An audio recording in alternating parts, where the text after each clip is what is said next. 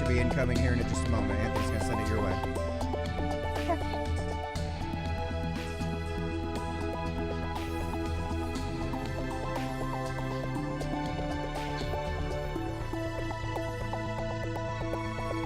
Oh, you guys hear that? I can't hear anything over the music.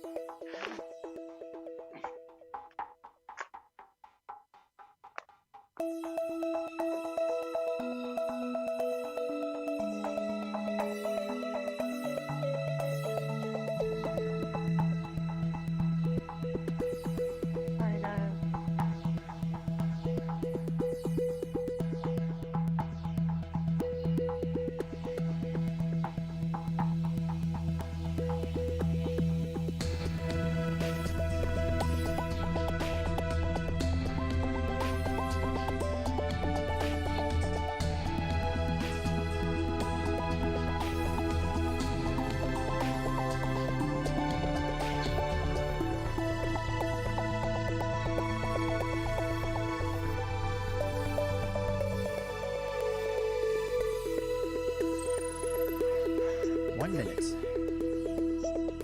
1 minute.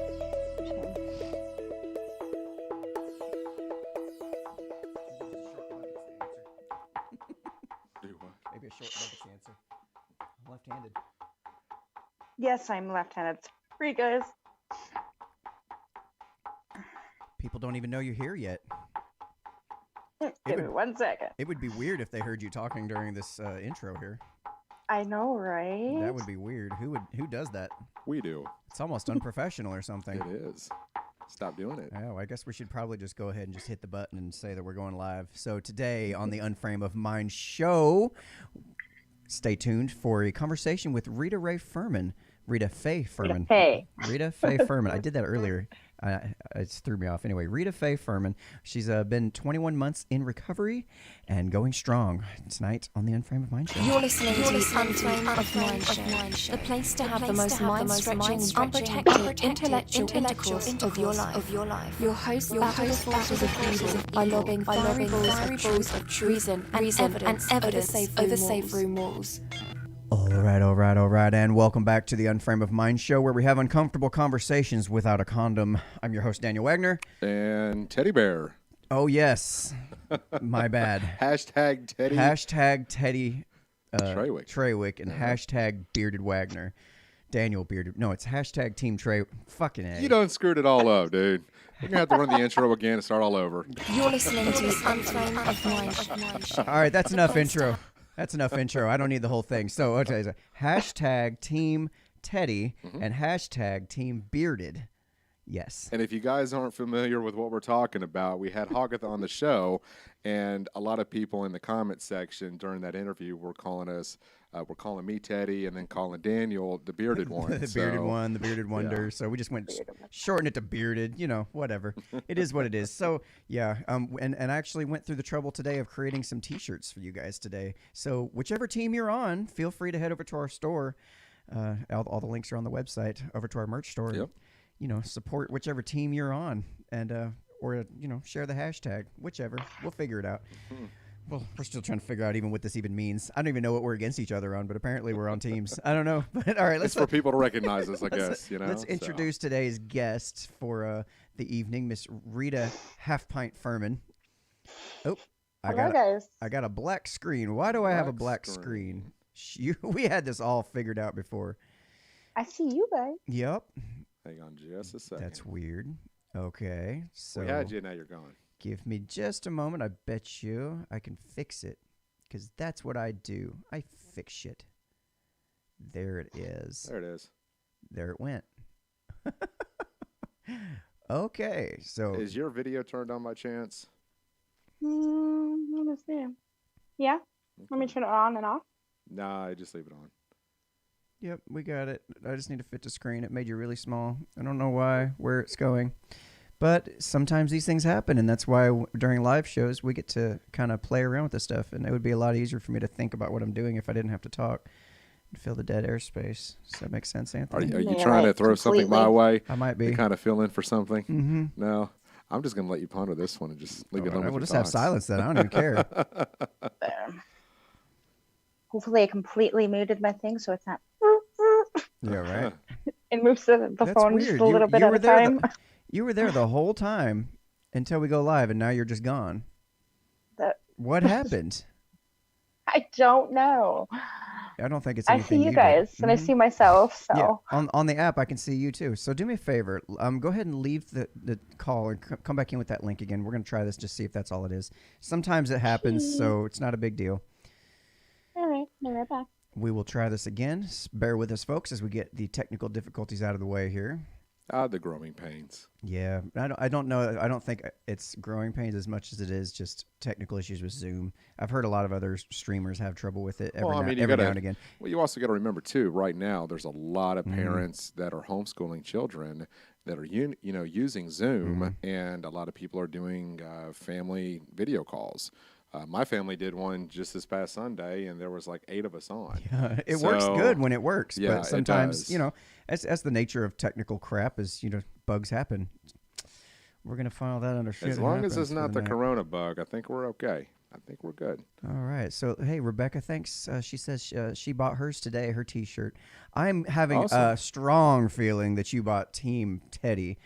So let's get with the program, guys. We're gonna need some support for Team Bearded here. Hey, and if you buy a T-shirt, make sure to take a selfie with it, send it to us, and we'll get that on our page to see who's getting the most support.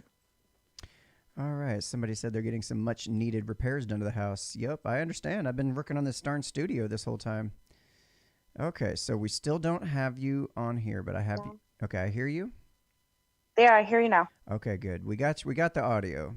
Slowly but surely, we're going to get this worked out. It's in the right spot. Properties. All right. Come on now. How many Zoom things do I need here? Okay, look, I see you. Now let's see if that one worked. Hey! There she is. We're back. Hey guys. It's a real bummer when you spend all that time ahead of time preparing for the show and having you come on early and an extra 30 minutes out of your day to come on and get all set up with the screens and everything, and then the program just stops working. It's life on life terms, That's all right. We got to figure it out here. And I guess we can go ahead and jump on into the topic of the evening and make it happen. All right. I got you back. I got you looking good. And I've got you looking good on all screens. We're good. All right, I can deal with that. Close enough. That'll work. All right. So let's jump in here. You reached out to us because you wanted to chat with us about some major achievement that you've been working on over, say almost 2 years now. Would you like to jump off and just about 2 years. Let's see. I'm in recovery. I'm a recovering alcoholic addict. I don't know, Sorry, I'm gonna have you tip your camera towards you just a little bit more. Yeah, just kind of center it up just a little bit. Turn it. I guess it would be to her left. It would be to your right. Okay, the other way. Yes. There you go, right there. Yep, that'll work. I think I can deal with that. Okay. Cool, perfect. All right, Okay, so sorry guys. growing pains, gotta love it. Excuse me. Technical issues and whatnot. It's my So favorite. yeah, I actually my clean date is 7/5/2018. So yeah, just about 2 years of this sobriety boat that I am working on. I mean, what got me wanting to get clean is, Well, I didn't want to live that lifestyle anymore. I don't really know how to explain it. Seems like you're kind of being, correct me if I'm wrong, being faced with the traditional problem, the age-old problem of, okay, where to start? Well, she said she was a little nervous, so I apologize for putting you on the spot. I just wanted to test, kind of see where you're at, and we'll take it from here. You trust us with your life, Miss Rita? Yes, Mr. Daniel, I do. And as you go for it. I mean, I'm better with questions than explaining it. So, Okay. All right. yeah. So I guess let's just take it back to the beginning. You apparently were in recovery because you had a problem, and you had a problem because of some reason, and maybe we could start with whatever. If you have figured out what that reason was, maybe we can start there. That would be a good a I spot think as any. the reason why with probably my addiction was towards my childhood and how my mom and dad split up when I was 3. Um, I was bounced from one place to another. I was with my mom some of the times in the winter time. Then and when school got out, I'd go to my dad's from end of May to the middle of July, and then from July to like a couple days before school would start, I'd be at my grandparents' house in Billings. So I mean, I went from one place to another. I felt more like a bird. Oh, what's that word I want to use? Um, It I sa- feel like I was. I Sorry, didn't know where home was. sounded like you started to use the word burden. Mm-hmm. Yeah, there we go. That's the word I wanted to use. Because I did. I mean, from as long as I can remember with school, I was in special needs classes and I had ADHD. I mean, at a very, very, very young age, 6 years old, I think, was when I started first taking medication. No. We're talking about Ritalin, you name it. I've probably been on it from. So, I mean, my mom couldn't really deal with me. So, I mean, as much as she could, I mean, it even goes into the extent of at times I was in the foster care system, um, which was really, really, I mean, is that enough? When a parent gets their child taken away versus I was just put in the foster care system because my mom couldn't deal with me. So, I mean, at a very young age, I felt abandoned, um, which was really hard. I mean, at a very young age, I learned how to do a lot of things and be an adult, I guess, at a very young age. Right. You were kind Which, of forced to grow up, is what it sounds like. yeah. Okay. And, I swore up and down because my dad and my mom had issues with drinking. My dad had other issues with using, nothing too heavily. It was just like marijuana. So, I mean, but, at a young age, I learned how, like my parents coped with that. And through up until I was 18, I never didn't drink, I didn't use drugs, I didn't do any of that until 19 is when I started drinking. And Wow. That um sorry, that guest we just had yesterday, Ashley. Mm-hmm. She said she had a very similar story in terms of Right. she really didn't do anything like that until about 18, 19, about the time when young women start to really bloom into an adult. And then yes, all of a sudden, it's just like, go party, go hard, go crazy, do all this crap that you're not supposed to be doing. Just right. Yeah, I mean, it just so yeah, take a breath, take a breath. We'll be fine. What Well, I'm oh, if you got something, go ahead. I no, got I was going to say, so let's kind of rewind this a little bit. When we have guests on that have either struggled with addictions or mental health, we kind of want to tap into their personal life. This is a show where we do talk about uncomfortable conversations. So let's kind of take this back to your childhood. Did you have a good childhood? Did your mom and dad get along? Were they divorced? my mother and dad hate each other. yeah, Like she they still covered to all this that. day hate each other. There were some issues that I had. From 4 to 8 years old, I was sexually molested by my cousin. Hmm. It was a family secret. I remember going into school and finally telling my school counselor what took place. I wanted to tell her for years. So scared. Like the excuse that I can remember to this clear as day, I'd always make up. My mom got me a cat when I was little, and she got ran over by a car right before the first grade. Mm-hmm. So I'd always use that excuse, like I miss my cat, and I don't know what finally gave me the courage to just spill out everything. But I remember 2 conversations. I remember going in to telling her what happened, and then I detected. I don't know why I remember this vividly, because I don't remember much of my childhood. There was a male and a female detective that came and talked to me, and the male asked me, and this is the only thing I remember during this conversation, was, do I know the difference between the lie and the truth? Right. Sorry. Say that one more time. I lost you on the mic. I was asked if I knew the difference between the truth or a lie. Mm-hmm. And after that, nothing really happened. It got brushed under the rug, as far as I'm concerned. And that's when, roughly around the time that I started going into foster care, was right around that time. Well, I want to stop you there. You said it was a family secret before you told it. Like, when you say a family secret, that tells me that there's more people involved than just you and your cousin. Right. I think they knew. I mean, but, you know, my mom doesn't talk about it to this day. It's a subject that she doesn't discuss. Like, it never happened, so we just don't talk about it. Even know that, many years ago, or, even up to now, I know, as I got older, I understood it more, what actually took place. And, I think even at a very young age, I blamed myself for it all, because my cousin was maybe 4 or 5 years older than me. I think he is. But it was really, really like swept under the rug and not talked about. It was not.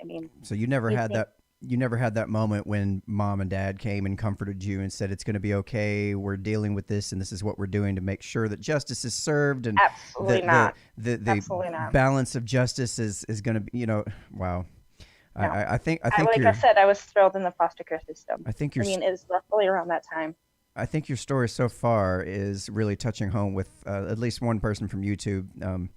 He says, oh man, I don't think I can listen to this, bud. I'm about to go home for dinner and don't want to walk in with any heaviness. Too familiar. We'll send her a link to our interview about the same. He was a former guest on the show, and so he'll probably send you a link to that as well. But yeah, definitely check that out. So, wow, I'm sitting here. That's kind of a lot to unpack. Yeah, there's definitely a lot there to unpack. So I can definitely understand why you would have chosen the route you did to try to solve the problems, because, you really don't know how else to do it. Yeah.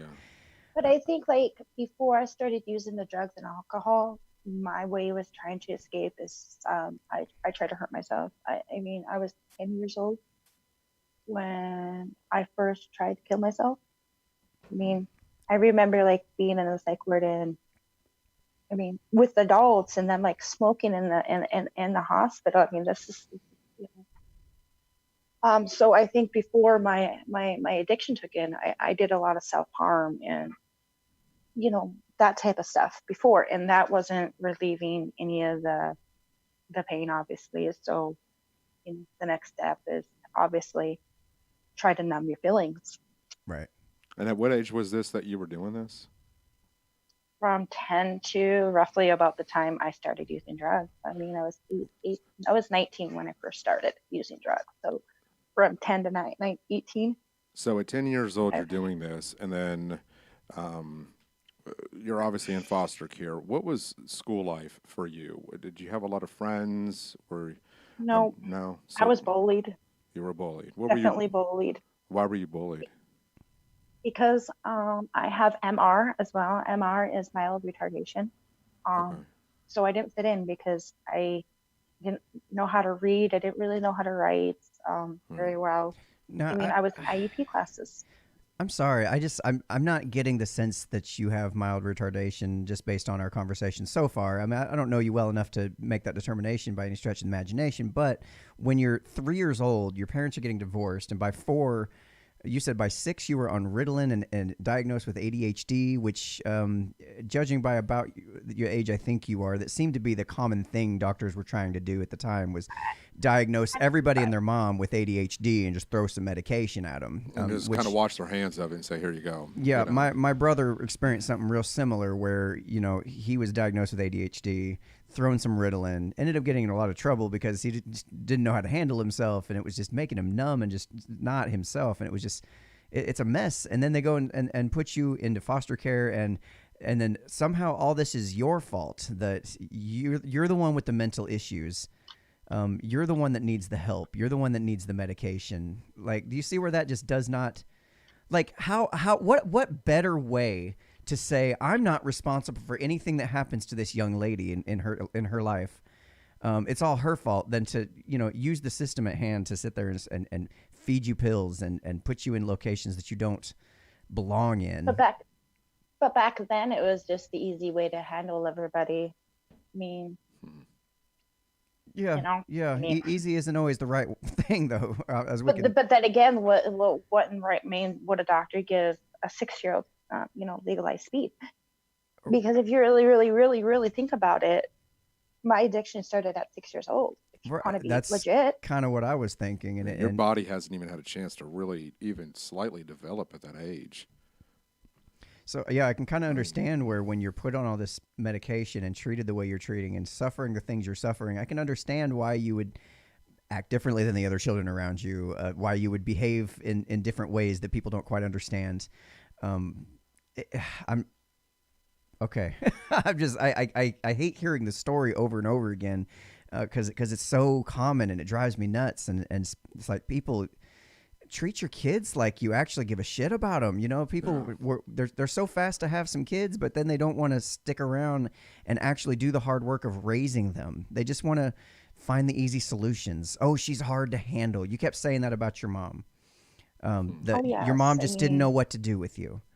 Like that. Do you understand? That makes her sound like the victim here.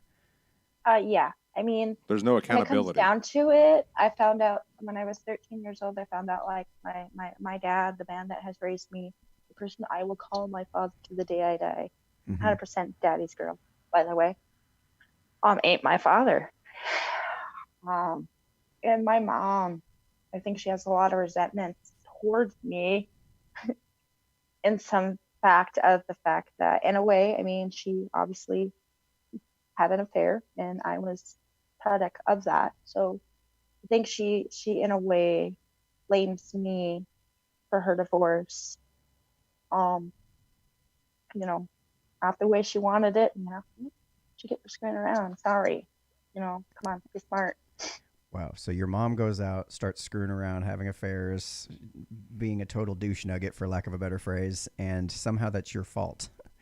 I don't know how to handle her. That's how I feel. It's Rita's fault for my divorce. It's not. I don't think it's just how you felt. She made a concerted effort to make you feel that way. Whether the words were said directly, she made you feel that way. She made sure you felt like it was your fault in some level. And like when I was in high school, obviously I was in still IEP classes. At one point in time, my mom and my teacher, my special education teacher and my vice principal had a meeting, and she flat out told them, I didn't find out for this for years afterwards, and because I had a really good relationship with my high school teacher. I mean, it went on for years. I mean, she was in the delivery room when my second child was born. Mm-hmm.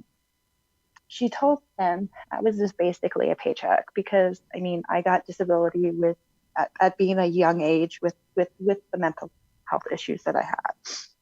So I was just a paycheck for her for when I was I was in and out of the system from, like I said, 8 or 9 till 18. So anytime she needed that extra money, if you want to, she'd get me out of the system. I mean, it was just like that.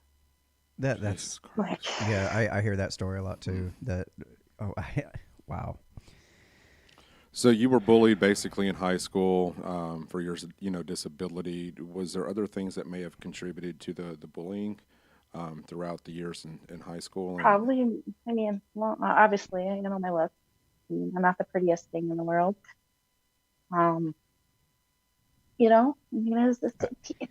Humans in general can be very cruel. Oh yeah. Very cruel. I mean, as an adult, they're cruel. Mind if I take a stab at good reasoning why you were bullied? Go for it. Well, a lot of bullies, they recognize weakness. You know, I almost look at it like the predator and prey relationship. Bullies being the predator, they can recognize prey. They can recognize child molesters as well. They do the same thing. They notice if a kid doesn't have a good relationship with their parents, or they're acting a little strange, or they kind of feel like it's safe to attack that person. Because they know they're not going to go to the parents. They're not going to go tell. They're not going to fight back. It's an easy target. Right. Your parents, Exactly. your parents, in not raising you properly, left you completely defenseless against bullies that are, in my opinion, highly skilled at identifying people who are weakened in a weakened state. And you were definitely that, based on what you've told us so far. I mean, it wouldn't have been like if I'm looking for somebody to molest or to harm or bully. Like, you would not have been a hard one to pick out. Like, just straight up, you would not have been a hard one to pick out. And I would have been able to look at you and go, yep, that's my target. That's the one that's going to make me feel better about myself for being a total douche to them. And that's kind of it's just how it is. I don't know any other way to put it. Right. And because, like, I don't know, I have the biggest heart in love sometimes. I think most of the time, actually. I'd give up the shirt that I was wearing to somebody else if they needed it. Sure. You know, I don't know. I got values. I mean, you can't change your personality and who you are, like, no matter how hard you try. I mean, I'm wiser in my years, you know, but I think I still am I get taken advantage of pretty easy, I think, even still to this day. So, And it's not that I mean to. I want that, but now, did you ever have suicidal thoughts, in going through high school or into your early 20s? yeah. Did you actually The act very, out? very last, yeah. I mean, I can't even count how many times I actually tried to attempt it. The Are we last talking time about pills, alcohol, drugs, slashing? What exactly are we talking about when it comes to suicide attempts? I normally would take a whole bunch of pills, Okay. like stuff like there's times that I've taken Wellbutrin. This last attempt I was 34, and I went years without doing any of that. And I mean, we'll get more into that leading up to that situation. But I took a whole bottle of Percocets this last time. So I kind of give tried to it. kill myself. Oh, jeez. Just give us an idea of what was going through your mind during that time that you wanted to commit suicide or to go through with it. I just lost custody of my kids. My kids Okay. were taken from me. Me and my husband's relationship was basically falling apart. I felt like I wasn't worth anything. You know, because my oldest was 10. Jamie was 7, 6. They were 6, or 10, 9, and 8. Or no. I don't even know where I'm at. It's well, 2 years ago. It was a little over 2 years ago now. Exact date. It was last attempt was March 5th. Oh, March wow. 5th or 7th. The 5th is my around that time. birthday. That's a little creepy. I'm sorry, but you said March It's 5th. That's my okay. birthday, so I was just Well, kind of surprised that you said that. But I guess what I'm trying to understand is what we try to do on the show is we try to give people some sense of hope. And I know that doesn't sound kind of right. We're talking about suicide, but what I want people to understand is that the more we continue into the story about your life and what you went through is to give some sort of inspiration. We'll get to that towards the end, but right. I want people to gravitate to your story, and because there's a lot of similarities that a lot of people that we have spoken with on the show that go through the same thing, same thought processes, the same feelings of just feeling isolated from the world, not being accepted and not being loved. And obviously, from what I'm understanding here is that your mother, it just seems like she didn't love you. Maybe not enough, in my opinion. And I hate that for you. And, I often wonder if the relationship with your mom was even remotely better if your life would have went in a completely different direction. Do you feel like it would have if she would have shown you a little bit more love and attention and even a hug? Yeah, Yeah. I think so. What's your You know, relationship? I mean, What's your relationship with your mom like now? Or is there a relationship? there is. I can't be in the same household as her longer than like a few days, or we start picking at each other. We always fight. Can I mind, mean, mind if, and it's sad oh, because my girls see that all the time.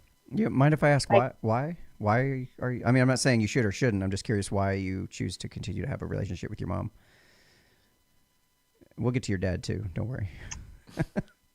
um,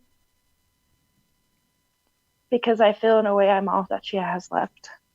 I mean, my brothers are around, but my brothers live Oregon and then Vegas.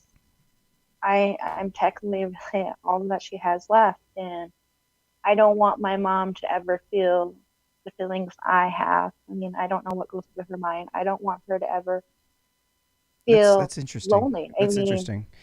my mom is, the weird thing is my mom is an amazing, amazing grandmother. She is absolutely amazing with my girls. Like,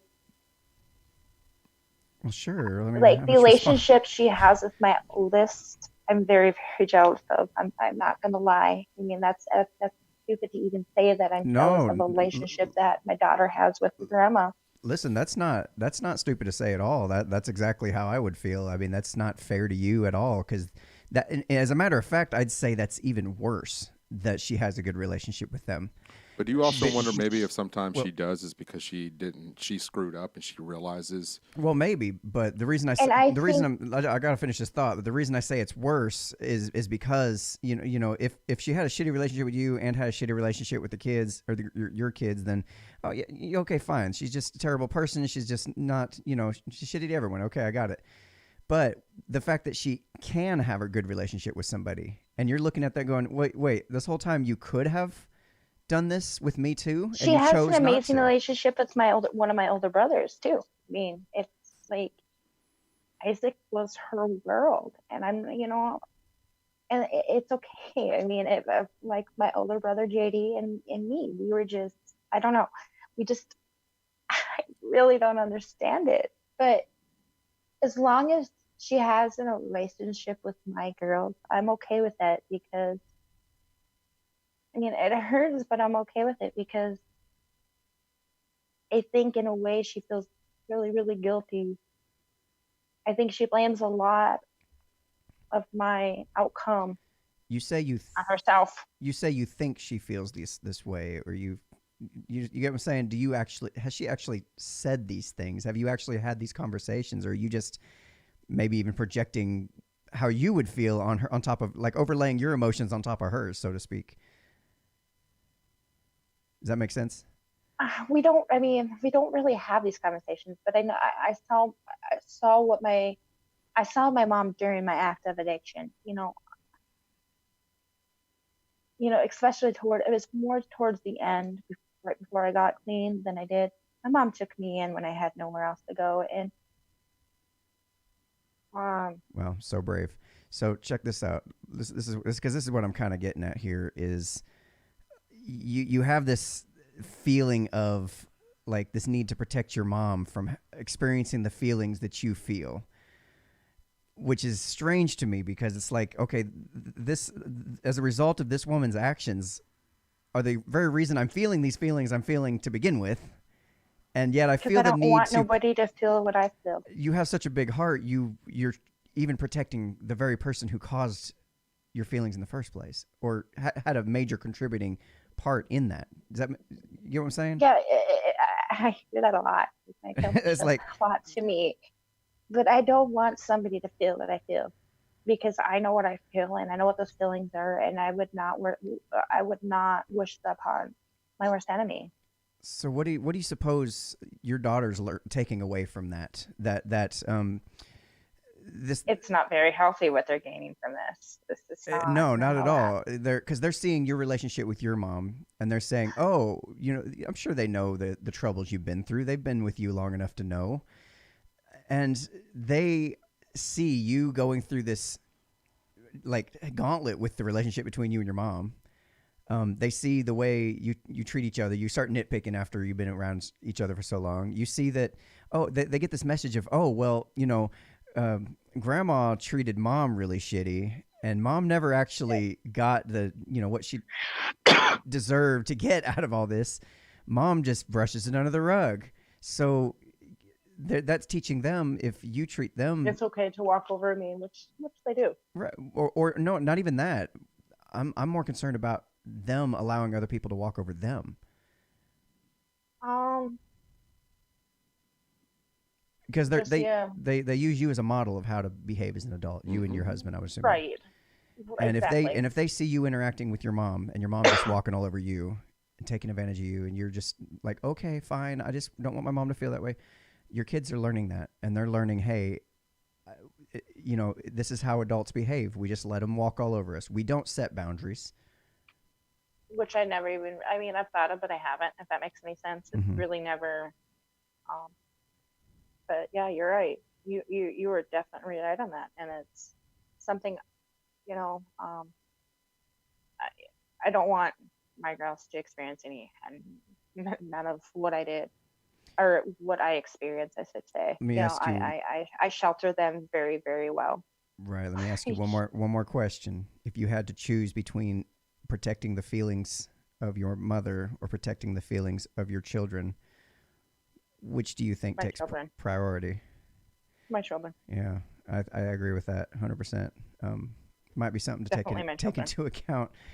I'm glad you corrected that. She said, definitely my children. Yes, definitely my children. Yeah.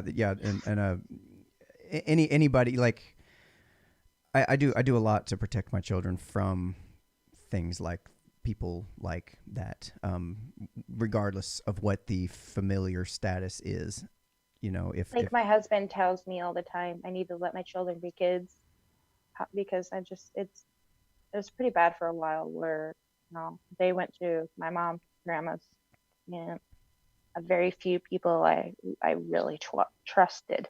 Like it's I don't know, and I do have to let my kids be kids too, because I can't shelter them from every little thing in this world. So let me ask you, I don't mean to keep interrupting. If you got something to say, feel free. It's okay. It's okay. Go ahead. So have you have you apologized to your kids for what you put them through as you were going through all the addiction and the suicide attempts and things like that, them getting taken away from you? Have you had the conversations with them that you wish your mom had with you? Yeah, I have. And how did they take that? I have. How did that go? How did they take that?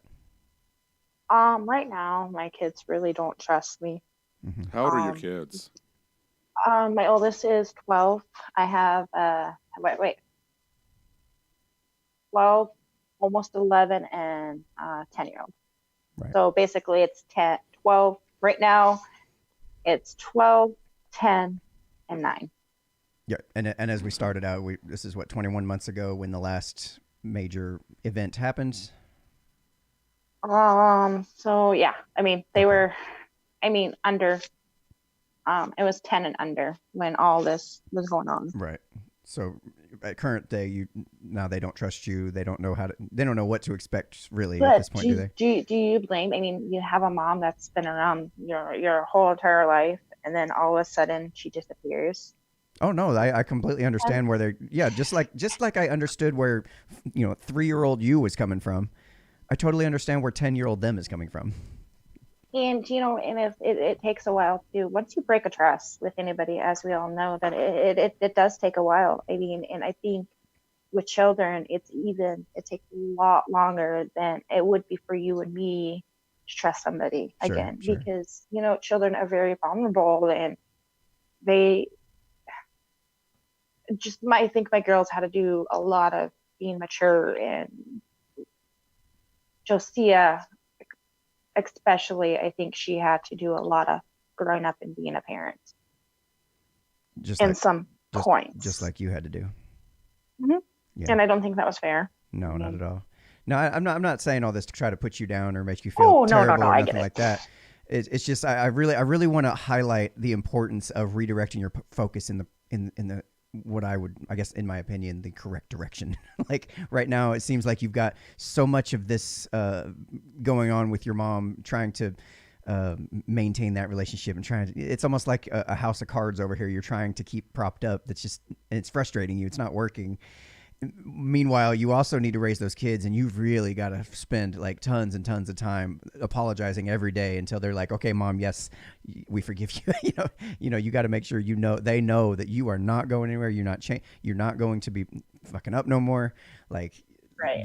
that's where I would personally start directing all of my focus, in this. And like, am I on, No, I understand what you you're feeling me saying. here? Yeah, I'm just, no, I do. yeah, I get it. I totally get it. And, and with them, I mean, I think as they get older and understand a lot more of this, I think as they come in to grow into young ladies, I think they're going to honestly take a look back and be, wow, I'm very proud of my mom.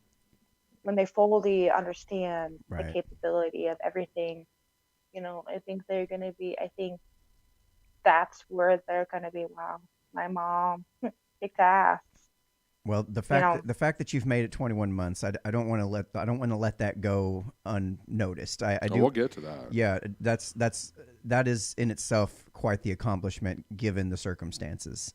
So, I just really want to make sure to highlight that as well. And if you can continue to be that person that's making the change, that's breaking the chain from that generational abuse, like that's going to speak volumes to your girls. Is it? Yeah. Sorry, is it three daughters? You keep calling them girls. 3 girls. Okay, 3 girls. okay, Yep, 3 girls. Yes, 3 girls. Okay. Yep. Yeah, they're gonna. No boys. They hopefully, if you can continue to build that relationship with them, that trust, you're gonna have to keep proving it over and over and over again. I understand. One day at a time. Yeah, definitely. I understand the trust issue. That's probably the number one for me personally. That's the number one virtue that I base everything on. Like, if you break my trust, good fucking luck getting it back. Right. It takes a lot, if at all. And right, and with kids, I think that's. I mean, I know for me, I don't trust my mom with me. Yeah. Right. If that makes sense.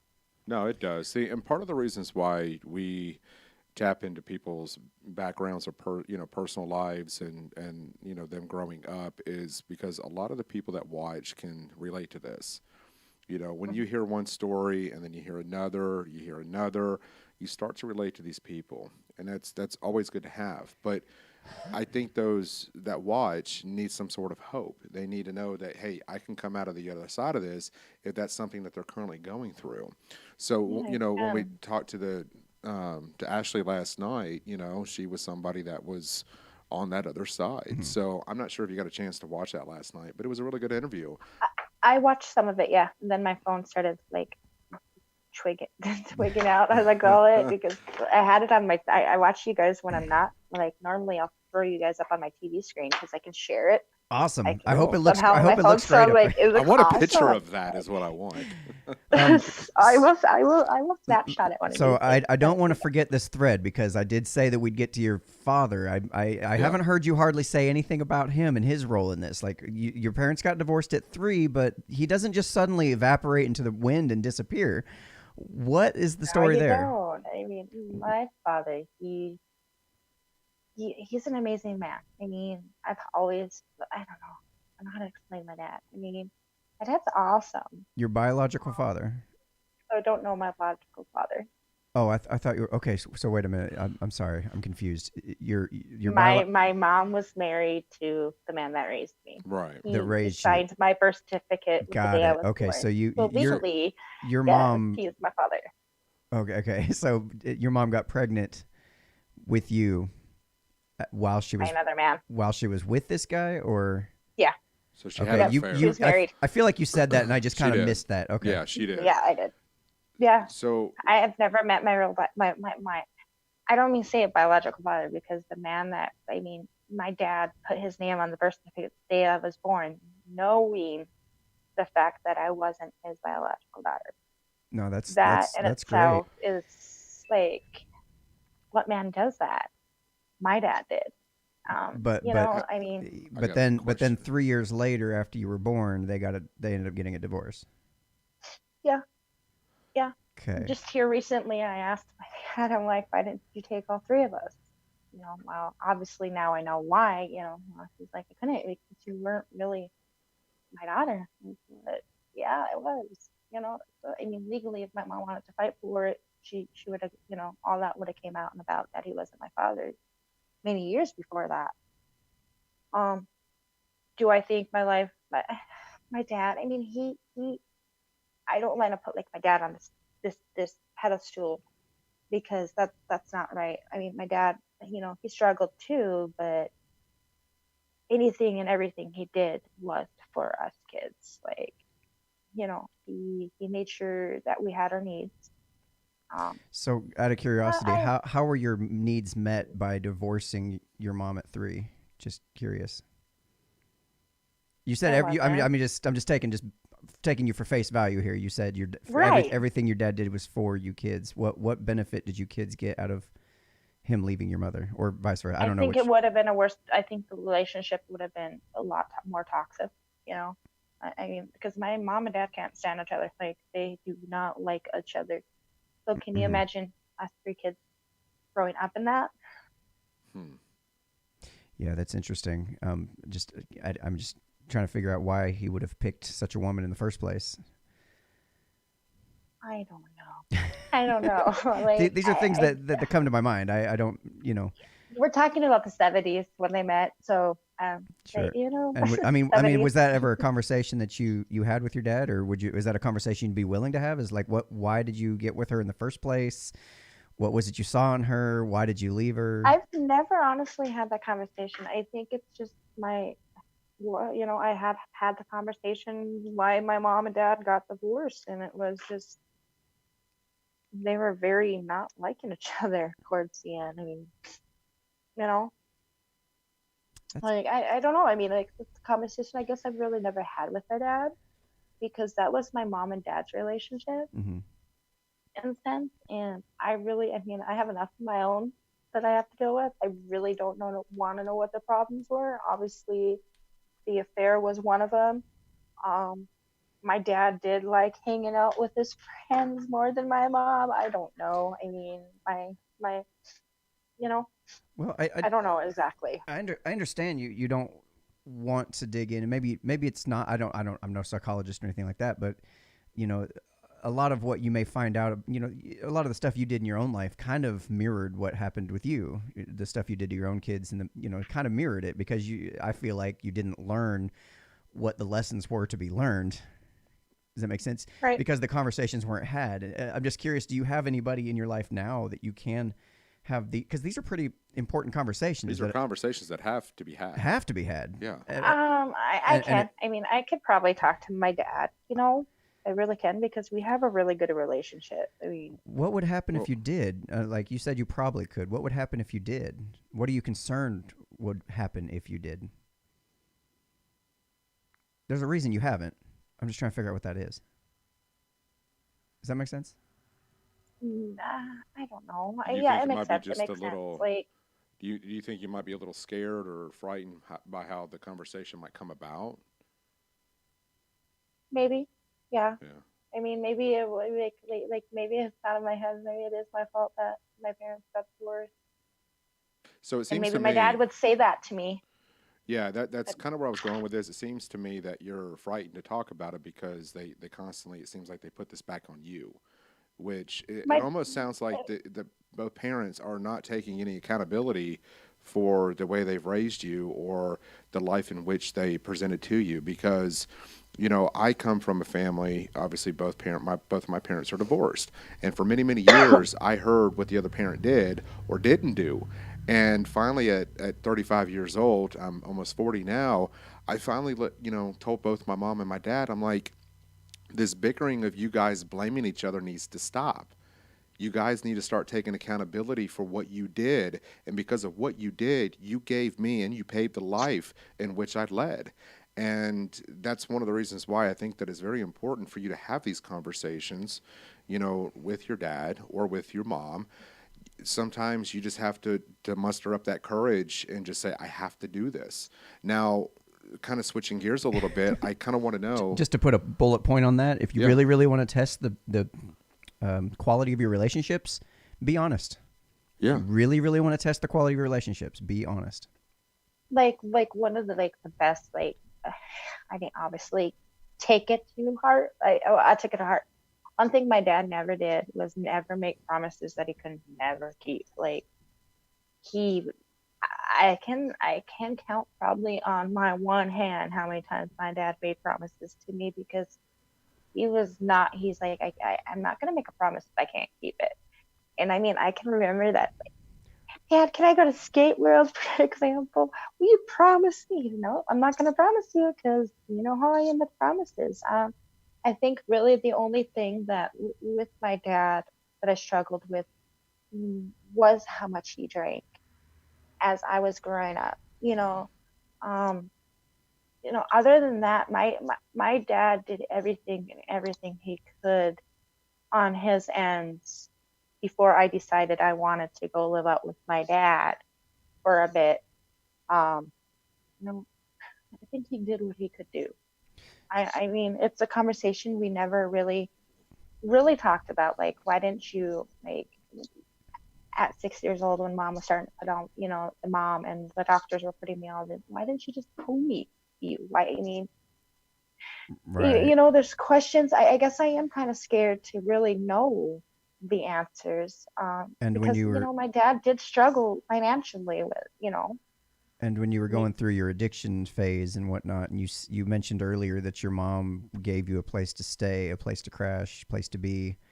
Where was I he? stopped talking to my dad during that time. I think I talked to him a couple times this last time I was using. I mean, anytime I ever used, I would stop talking to my dad, like no contact whatsoever, because I think he would have known.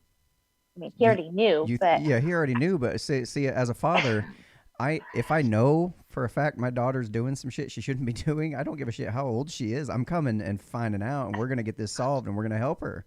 You know what I'm saying? If everything I do is for the kids, I'm going to do. and I'm gonna bend heaven and earth to come and and find that's out funny what's that you going on. say that, because like my grandma, she's 102 years old. She had a 100 celebration during the time I was active using, and my Mhm. dad's like, well, you can come out here. We just won't tell anybody. I'm like, no, you have the girls. I don't want CPS knowing that I'm in the house.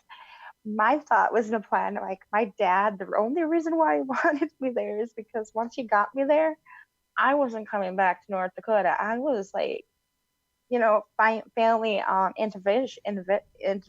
I can't say that word. And that vision, I can't even speak right now. But like we're all sit down, like, Rita, you have two options: your treatment, or we don't. You know what I mean? I think if I would have went out to Billings that summer, or like a month before I got into treatment, I would have been in treatment like non-voluntarily. I would have been like forced to do it, Hmm. if that makes any sense. No, it does. Yeah, So yeah. outside of the treatment for the drug abuse and the alcohol abuse, have you actually been to therapy to work through a lot of your issues? Yeah, like right now, currently I'm in therapy. I do weekly, or not weekly, well, now weekly, because I guess I'm struggling a little bit right now. So I weekly on Zoom. So what are you Prior to struggling? that, yeah, What are you currently struggling with right now? isolation. Like, I mean, I don't even know why, because like most of my recovery has been built on barely doing anything besides being at home and caring for my children, and coming back into my children's life, my husband's life. And I didn't go out much. I did, I went to the store and stuff like that. But like right now, with everything that's going on, I think, like, we're not. I don't know how to say, like, the few friends I do have here in town, I really can't see on a daily basis, or even like I do this church activity every other week where I'm with people. So that's where I'm struggling, because I'm not understanding why I'm having such a hard time with this, not being able to just do what you want. Could it be you know, because we're currently in this whole coronavirus situation right now, or has this been going on it is. before that? No, it's the last month or so. I mean, Okay. you go from, I started working in January. I got my first job since I got clean, and Good. everything was going good, to like that once again taken. And to pull it back to more of the 30,000-foot view for just a moment, this is kind of one of the things, and I seen somebody put a post about this in our Facebook group too, is talking about the people that are in a position like you who, they're requiring everybody to be on lockdown, even threats of fines and shit like that. But, you don't know that people are out needing to be walking or being around other people, like for their own mental health. Right. Like today I hung out with a friend. I'm like, fuck, whatever the consequences are, fuck it. Because, I need that social. You need that social connect is what you need. Yeah, they like this Zoom stuff and online meetings they're okay. But when you can't do anything other than that, it starts making your mind goes crazy. And like, for being an addict, you're not supposed to be in your head so much. And that's all I have done in the last. To be fair, that's what the therapist job is for, to help you figure out how to guide you on how to handle yourself when you are in your own head. But that's with me not being fully honest. But she spotted on that, like, I don't know. It's like I was very talkative. I wasn't very talkative today with her. And she's like, "You're really struggling, aren't you?" And I'm like, "Yeah. Want me to be honest?" And she goes, well, "Yes, of course. I am." She's there to help you. Of course, you need to be honest with her. So have you found? Like, you want me to be honest? I'm like, yeah, I am. But I don't want you to worry about me, because I've been telling you I've been fine last month. No, listen to what you just did. Did you notice that? What you just did? What you just told her. Did you notice what you just did? No. Is that bad? What do you think I'm talking about, if you had to guess? But I'm like, why? I'm telling her everything's okay, but in reality it's not. Well, yeah, but you're also protecting your therapist just the same way as you protect your mom from the consequence. You know what I'm saying?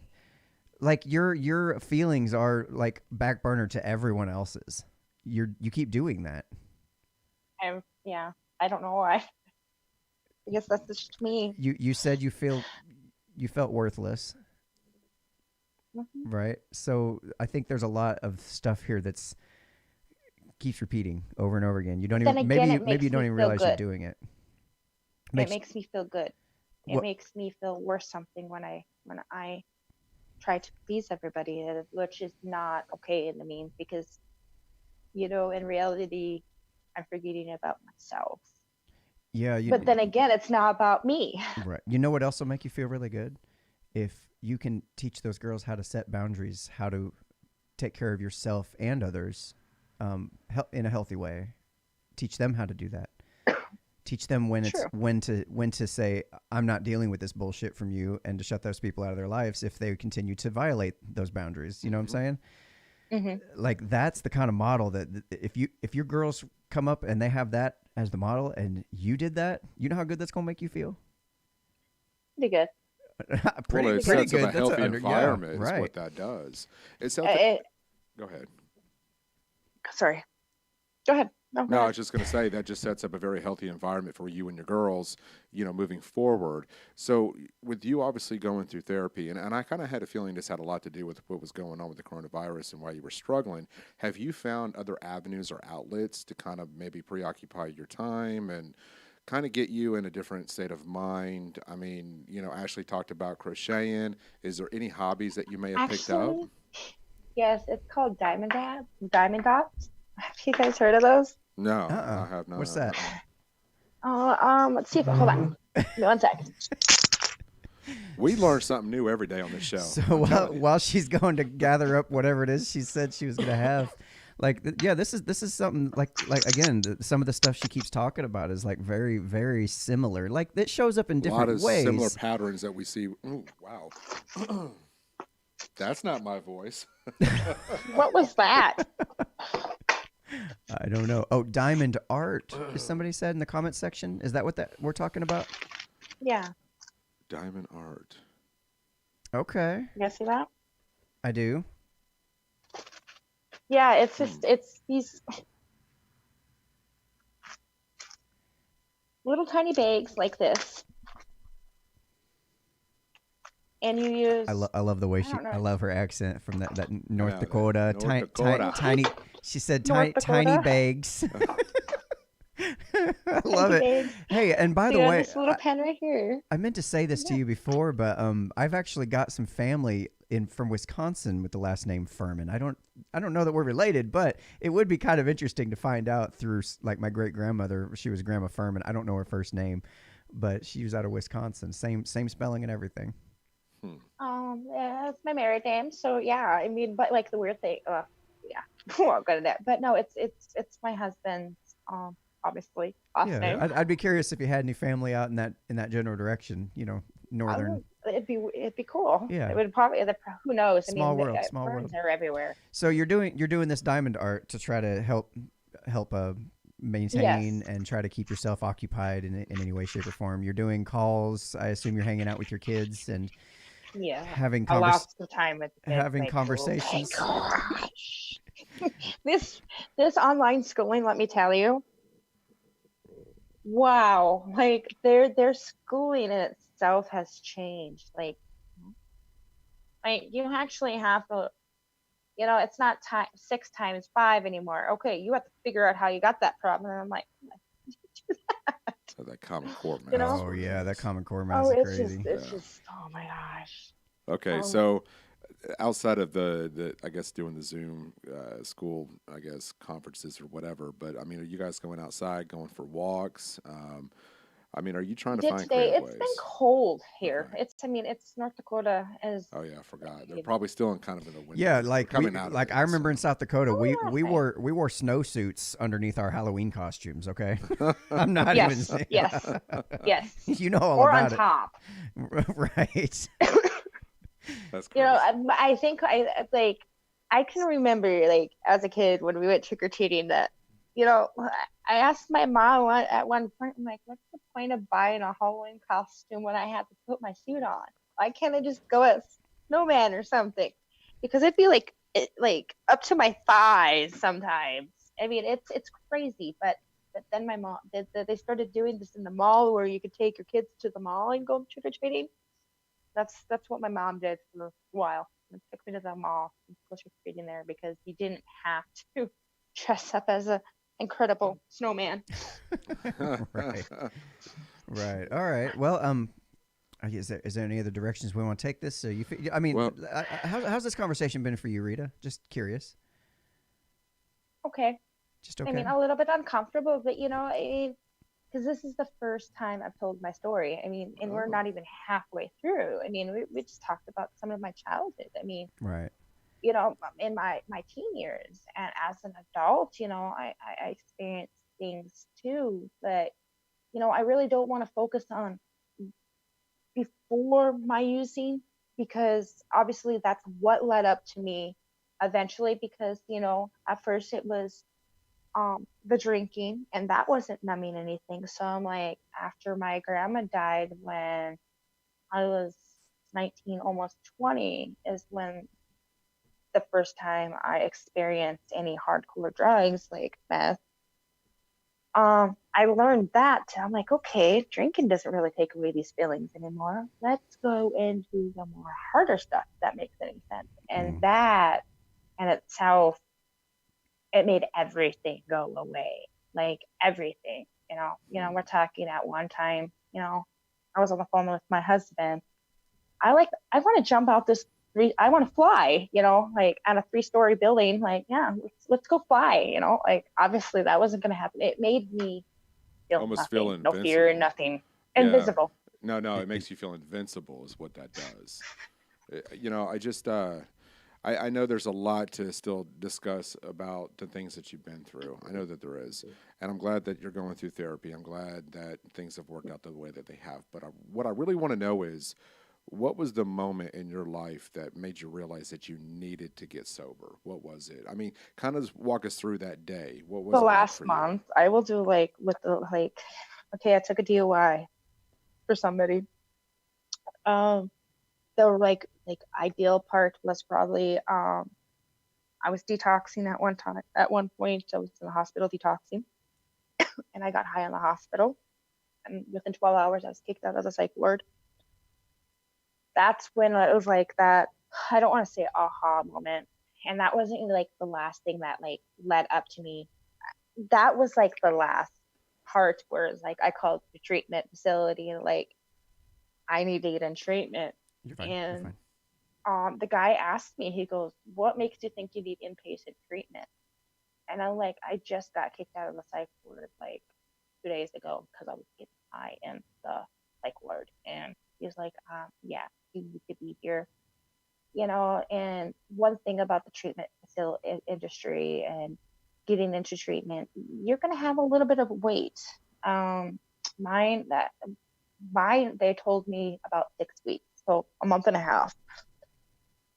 And I'm like, oh my God, that's going to, so I mean, when I called the treatment facility, I try to stay clean. I used on my birthday, it's June 30th, and this is not even like a month, because I called beginning of July with the treatment facility. My birthday was the last time I really completely used methamphetamine, heroin.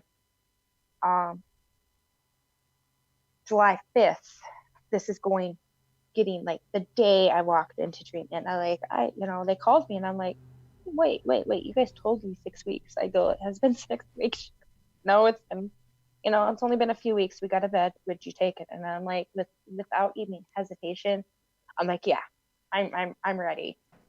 And then, I hung up the phone and I'm like, wait, what did I just do? Like, am I really, really, really ready for this? And I'm like, yeah, I gotta be, because I knew at that point in time that it was only a matter of time, because I mean, like I said, we're talking about, I should have had 3 felonies and within a month, and I never did. The DUI drug related should have been a felony.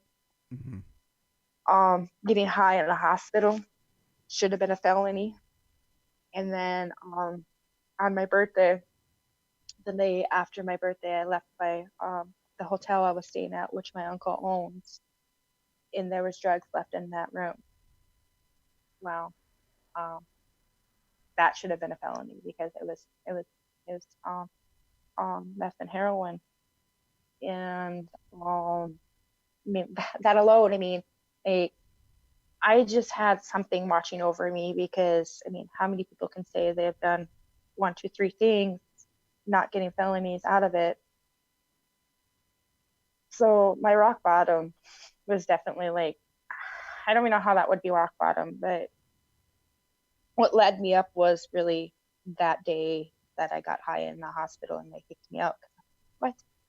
You're not supposed to do that. But I was endangering myself. I was endangering the people that were in there, and endangering the staff. I mean, at least I don't go ape shit crazy when I'm on that stuff. But I'd understand it, and I don't know. Does that make any sense?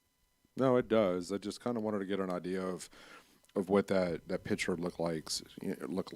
That's not proper English. What that picture would look like to others, of how the process kind of started to develop for you going into rehab, and then kind of that journey into sobriety. So as you're going through the detoxing and this whole process, where was your state of mind? Like, what were you thinking as you were spending more time getting clean, detoxing, and starting to sober up? Just kind of give us your thoughts. Yeah, what kept you going? The first 28 days, the first 2 weeks was, I just carried on, like, going to my classes, going back into the treatment facility, because it was the treatment facility I went through in North Dakota is called Heartview Foundation.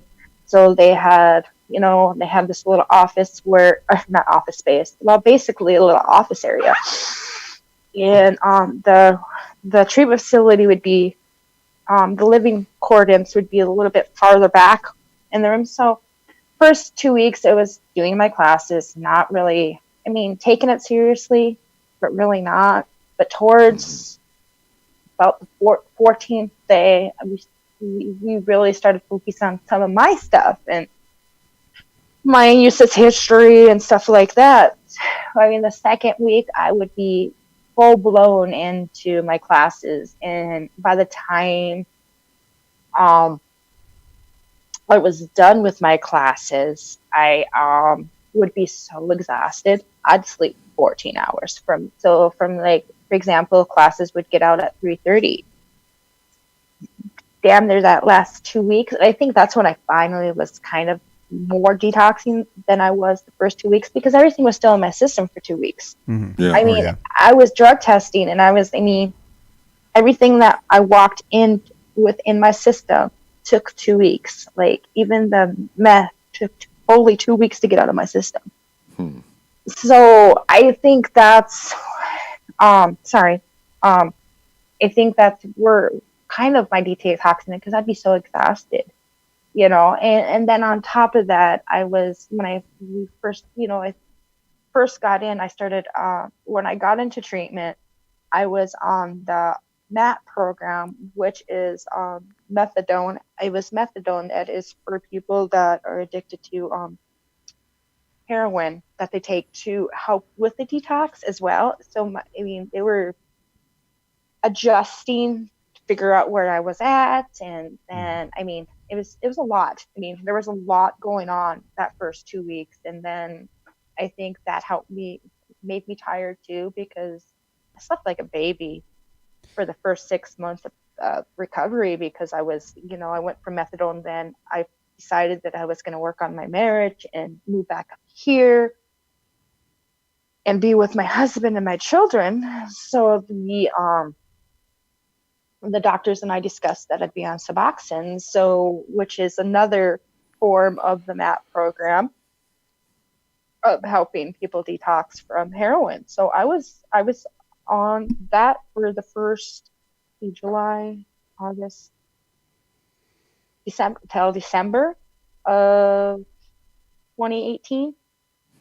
And then I did something stupid, and I got myself, and I went to jail for that. And then for the DUI, I never took care of. Even after I got 6 months, I had a warrant out for an arrest, and obviously I got in trouble. So I went to Bismarck to care of that, and I detoxed from the Suboxone, because you detox.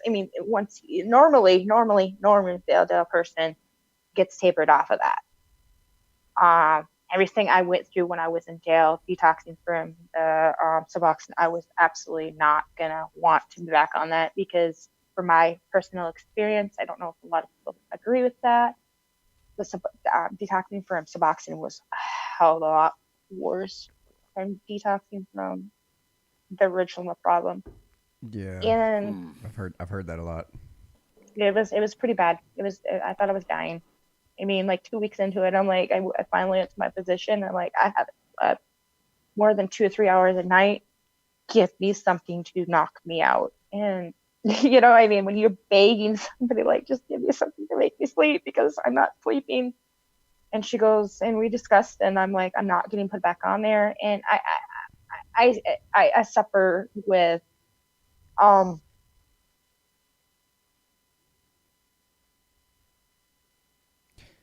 feel like we lost the audio for a minute there. Yeah. sorry, somebody called, like, Oh, welcome back.